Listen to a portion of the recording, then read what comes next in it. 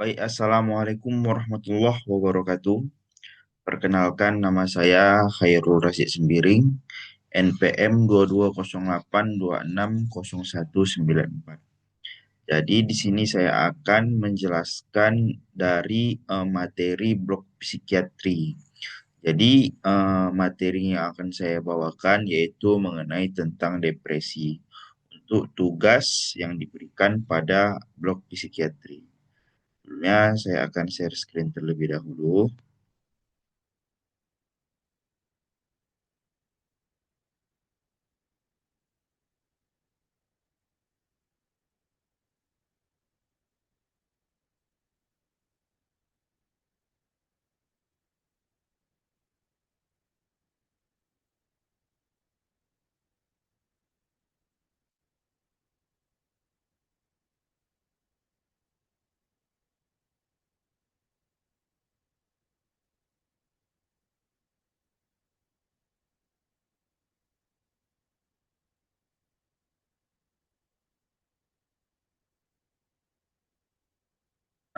Jadi untuk depresi secara definisi, jadi depresi itu gangguan suasana perasaan atau mood yang ditandai oleh perasaan sedih mendalam, kehilangan minat atau kesenangan serta penurunan energi dan fungsi sehari-hari selama lebih dari 2 minggu.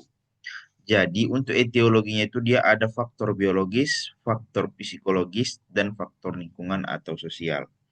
Jadi untuk faktor biologisnya, yaitu karena disebabkan oleh ketidakseimbangan neurotransmitter seperti serotonin, neuroepinefrin, dan dopamin. Lalu untuk faktor psikologisnya, yaitu bisa karena harga diri rendah, perfeksionis, pesimistik. Lalu untuk faktor lingkungan dan sosialnya bisa karena stres berat, kehilangan orang tercinta, karena konflik, atau trauma pada masa kecilnya.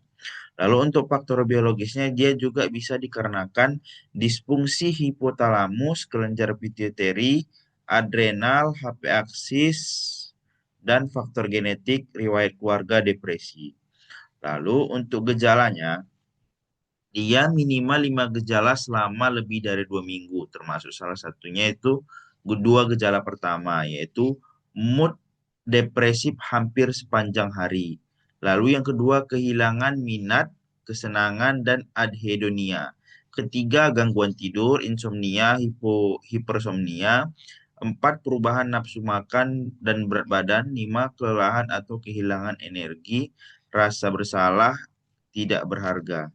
Jadi depresi itu ada dia namanya depresi minor dan depresi mayor. Jadi ketika dia dikatakan depresi mayor, dia terdapat dua gejala awal itu tadi, dua depresi mayor dan sisanya depresi minor. Kalau misalnya dia dikatakan depresi ringan, ketika tidak didapati namanya depresi mayor ataupun satu depresi mayor.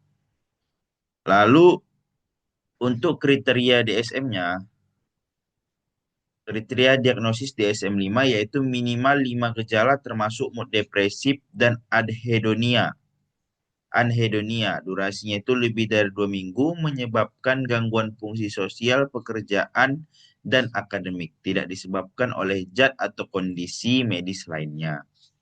Lalu untuk tata laksananya bisa kita berikan untuk obat farmakologinya itu antidepresan SSRI yaitu fluoxetine dan sertralin dan escitalopram. Lalu untuk alternatifnya bisa kita berikan SNRI, TCA, MAOI bila tidak ada respon. Lalu untuk terapi non farmakonya bisa kita lakukan psikoterapi seperti kognitif behavioral terapi, CBT, interpersonal terapi atau IPT. Untuk komplikasinya bisa menyebabkan gangguan fungsi sosial dan pekerjaan, penyalahgunaan zat, resiko bunuh diri meningkat, dapat berkembang menjadi gangguan bipolar atau kronis.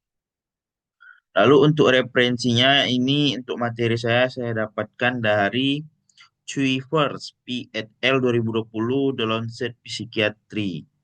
Lalu ada dari Liu RT and Alloy LB 2021 Journal of Affective Disorder. Lalu ada Arnaud M. et al. 2022 Journal of Clinical Psychiatry. Mungkin itu saja yang dapat saya sampaikan. Lebih kurangnya saya mohon maaf. Saya akhiri. Billahi taufiq wal hidayah. Warido walinaya. Assalamualaikum warahmatullahi wabarakatuh.